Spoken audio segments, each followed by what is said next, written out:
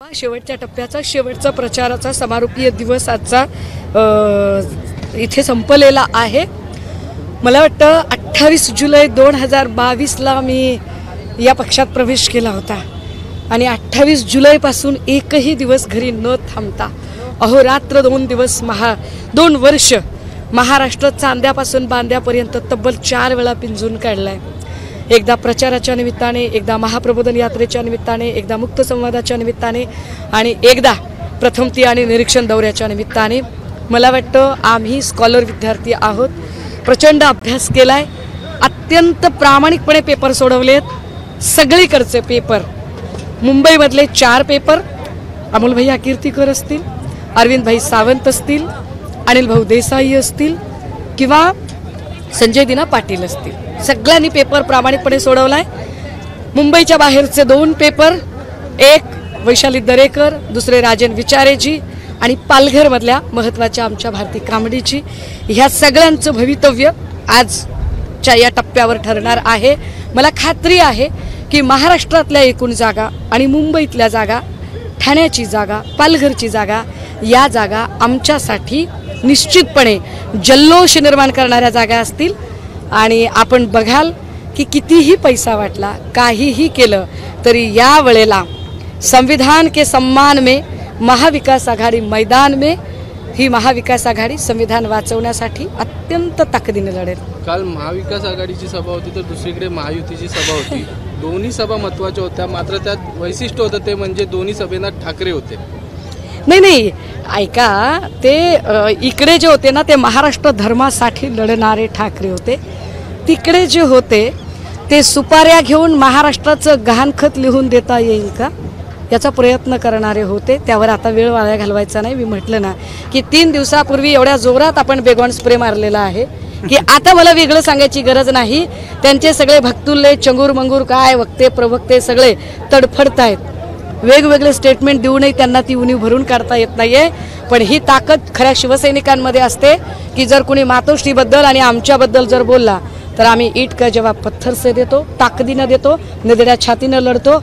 आम्ही लढलोय। आपले उमेदवार ईशान्य मुंबईचे संजय पाटील, त्यांच्या मतदारसंघामध्ये सलग 3दा करोडोची कॅश सापडली होती, मात्र कोणत्याही प्रकारची पुढे कारवाई न होता काल ठाकरेंच्या शिवसेनेच्या कार्यकर्त्यांवर गुन्हे दाखल झाले, भाजपचं ऑफिस फोडलं। म्हणूनच सन्माननीय पक्षप्रमुखांनी सांगितलं की आम्ही सत्तेत आल्यावर पहिल्यांदा मोदींचे घरगडी असणाऱ्या सगळ्या ज्या संस्था आहेत त्या संस्थांचे प्रमुख आम्ही बदलू।